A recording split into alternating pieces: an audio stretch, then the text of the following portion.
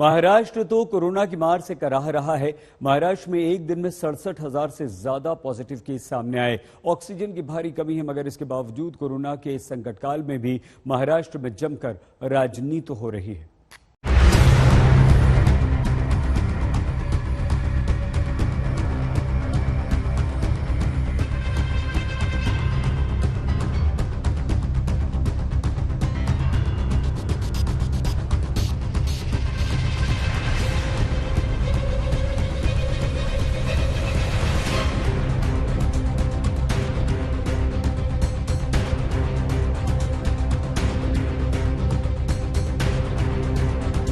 अस्पतालों में जगह नहीं बची,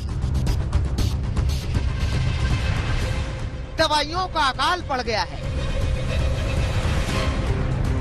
ऑक्सीजन खत्म हो रही है, हालात बिगड़ते जा रहे हैं। मौत के मुहाने पर खड़ा है महाराष्ट्र।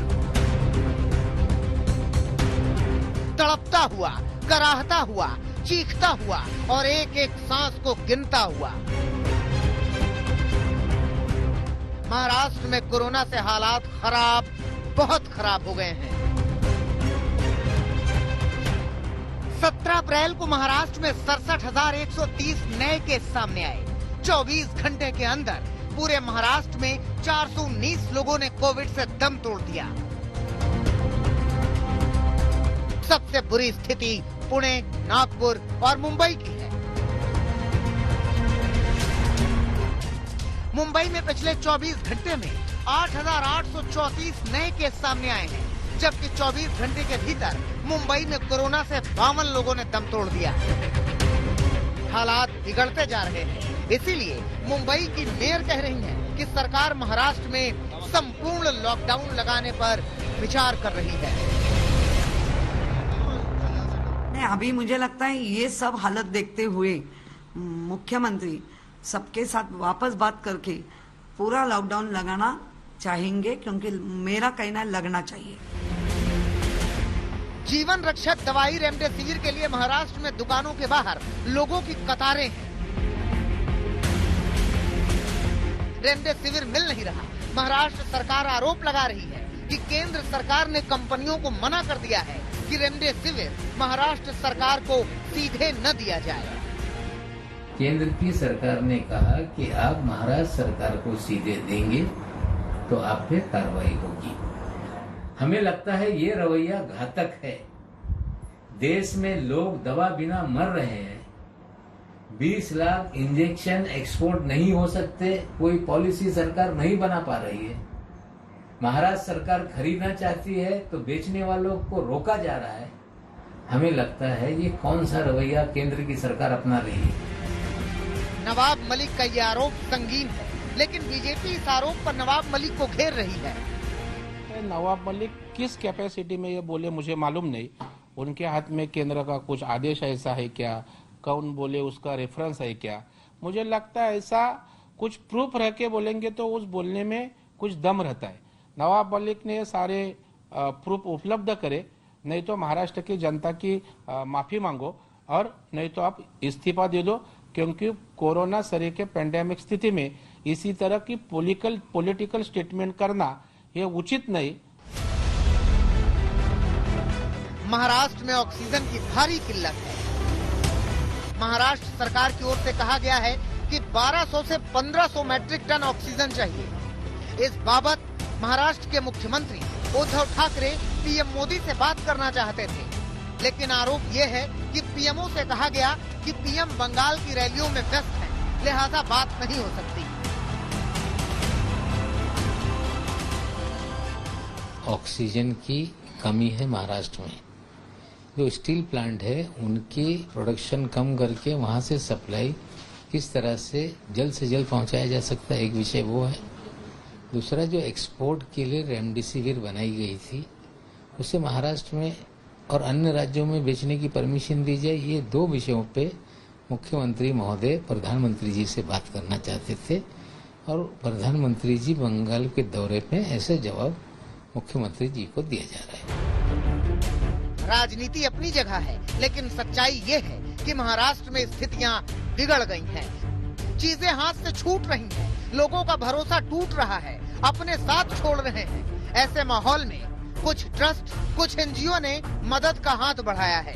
ये एनजीओ ऑक्सीजन के 50 सिलेंडर जरूरतमंदों तक पहुंचा रहे हैं। हमें बहुत तकलीफ के साथ में मिले हैं सिलेंडर्स, और जो कि 50 ही मिल पाए हैं, और 50 की और हमारी कोशिश जारी है। बल्कि हम ये कोशिश करेंगे कि जितने ज़्यादा से ज़्यादा हम पेशेंट को देख सके और जितने ज़्यादा से ज़्यादा ज़रूरतमंदों तक पहुंच सके, हम ये पूरी कोशिश करेंगे। और अभी फ़िलहाल जो हालत चल रही है कि हॉस्पिटल्स में भी ऑक्सीजन नहीं मिल रहा है।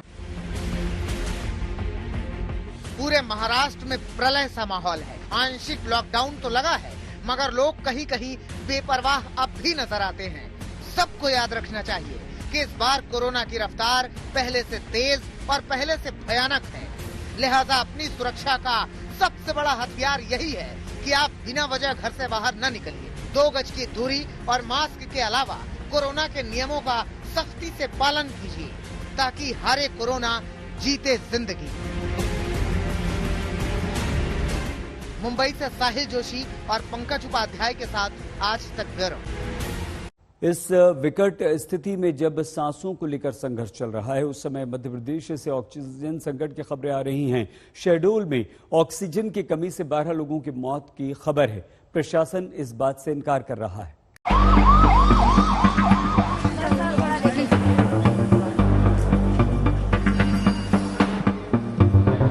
ऑक्सीजन की कमी है महाराष्ट्र में। देश में लोग दवा बिना मर रहे हैं। कौन सा रवैया केंद्र की सरकार अपना रही है? शायद ही कभी किसी ने सोचा होगा कि देश में सांसों का ऐसा अकाल पड़ जाएगा। अस्पताल के अंदर, अस्पताल के बाहर, एम्बुलेंस में, अपने घरों में कोरोना के शिकार लोग सांस के एक एक कतरे के लिए तरस रहे हैं, लेकिन ऑक्सीजन सिलेंडर ढूंढे नहीं मिल रहा। देश की हाईटेक राजधानी हो या फिर किसी बीमारू राज्य का छोटा शहर, हर जगह हालात एक जैसे हैं। कोरोना तो सब जगह पहुंच गया है, लेकिन मदद कहीं नहीं पहुंच रही। मध्य प्रदेश के शहडोल में कोरोना मरीजों की मौत ऑक्सीजन नहीं मिलने की वजह से हो गई। एक छोटे से शहर में ये हालात हो सकते हैं तो सोचकर भी रूह कांप जाए। अस्पताल में गंभीर हालत में भर्ती 6 कोरोना मरीजों की सांसें उखड़ गई, क्योंकि देर रात अस्पताल में ऑक्सीजन का स्टॉक खत्म हो गया। आखिरकार मरीजों ने दम तोड़ दिया। 12 बजे के बाद हम लोग खाना पीना खिला के अच्छे से सुला पड़ा के गए हैं। उसके बाद यानी जब सुबह 6 बजे पता चला कि वो सब डेड हो गई, तो हमने गार्ड से पूछा तो बोले रात में सिलेंडर खत्म हो गया था। हालांकि प्रशासन की पूरी कोशिश यही है कि मामले पर किसी तरीके से पर्दा डाल दिया जाए। ऐसा नहीं है कि ऑक्सीजन की कमी है, ऑक्सीजन पर्याप्त मात्रा में, पर कुछ प्रेशर डाउन होने की शिकायत जरूर आई। क्रिटिकल पेशेंट को कभी कमी नहीं हुई, कुछ डेथ हुई क्योंकि संख्या बहुत बढ़ रही है पेशेंट की, इसलिए अब देखिए डेथ तो एक नेचुरल है कि किसी न किसी की होगी जो क्रिटिकल होगा, इसलिए डेथ बढ़ रही है। नालंदा के मेडिकल कॉलेज के सुप्रिंटेंडेंट ने नीतीश सरकार से हाथ जोड़कर विनती की है कि उन्हें अस्पताल की जिम्मेदारी से मुक्त कर दिया जाए। सुप्रिंटेंडेंट के मुताबिक अस्पताल में ऑक्सीजन की बेहद कमी है, लिहाजा वो कोरोना मरीजों की देखभाल नहीं कर पा रहे। ऑक्सीजन के बिना मरीजों की मौत हो रही है। कुछ न कर पाने से अच्छा है कि उन्हें अस्पताल से ही हटा दिया जाए। देश भर के करीब 25% मरीज वाले राज्य महाराष्ट्र के हालात किसी से छिपे नहीं है। सुधार होने तक न जाने कितने मरीजों की बलि चढ़ जाएगी, लेकिन जिम्मेदारी उठाने के बजाय पल्ला झाड़ने में महाराष्ट्र और केंद्र सरकार दोनों में होड़ लगी है। उद्धव केंद्र से भेदभाव का रोना रो रहे हैं, तो मंत्री पीयूष गोयल सियासत का आरोप लगा रहे हैं।